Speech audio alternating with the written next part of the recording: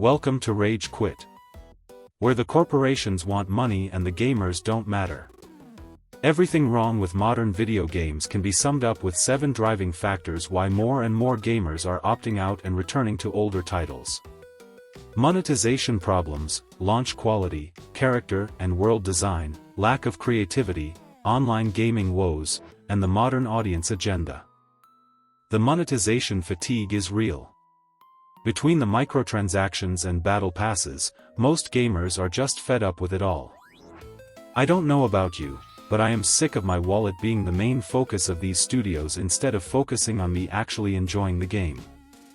There is nothing wrong with free-to-play games having these features, it is how they make money. The problem is when you have dozens of premium titles that you charge full price for, and then nag the players to spend even more money within the game. It is even worse when these titles are yearly releases or single-player games. Don't even get me started on pay-to-win titles. There is absolutely no excuse to even be making those kinds of video games. Quality at launch has seen a sharp decline.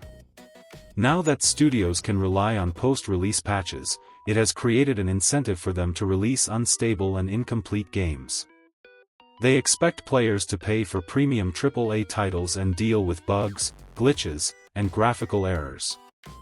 Cyberpunk 2077 is at the top of the list with their horrific launch that nearly cost the studio everything.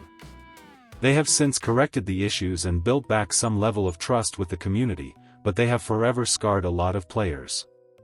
So much so, many outright refuse to ever buy another game from CD Projekt Red.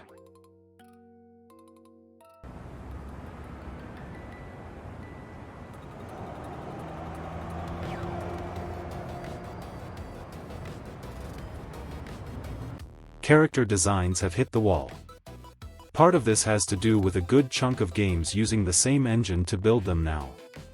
Unreal Engine accounts for 28% of games released on Steam and nearly half of the games made in professional studios.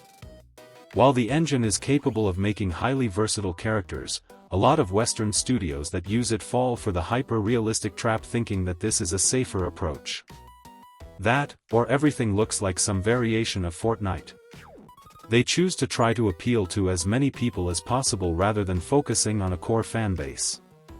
The end result is bland, boring, uninteresting, or downright ugly characters.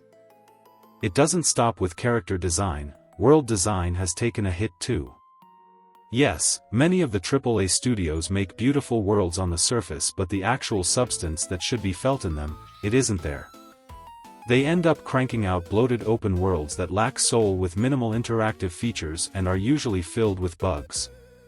They also have a tendency to force repetitive gameplay to pad out the massive worlds they created, further making them feel even more hollow and empty. The lack of creativity is apparent. Many studios are revisiting older titles and relying on remakes instead of creating new stories. This safe approach is driven by corporate greed and it suffocates creativity at its core. I think there is a time and a place for remakes and remasters, but we have seen far too many of them in the last 10 years. If more studios were like Capcom, maybe this would be forgivable. They are one of the few big studios that offer fantastic remakes as well as new franchises. While not everyone enjoys online games, plenty still do, and these games aren't safe from problems either. When it comes to online gaming, cheating has become a massive problem. Companies push through more and more invasive safety measures that end up punishing the players and do little to nothing to stop the actual hackers and cheaters. Then we have online censorship. If someone wants to have a potty mouth online in a video game meant to be played by older teens and adults, it should be the player's responsibility to mute or block them, not the studio's responsibility to ban them. There is a massive difference between banter and being trolled on, and actual harassment. If you are not grown up enough to understand that, maybe you should be playing games for a younger audience. And then there are the endless server issues. It seems most online multiplayer games suffer from horrible server infrastructure that makes these online games less enjoyable. Ugh. And finally, we have the rainbow-colored elephant in the room. The modern audience agenda. The forced millennial chungus slop.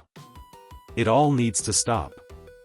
Most gamers don't have an issue playing as characters that are not like them, be it in race, gender, and sexual orientation, but when it becomes forced and the main focus point of character building, you just end up putting everyone off. Trying to appeal to as many people as possible while trying not to offend anyone, while representing everyone, just ends up making games no one wants to play. Is there anything else that you think I missed? What is your biggest gripe with modern video games? Let me know in the comments. We can complain about this mess together.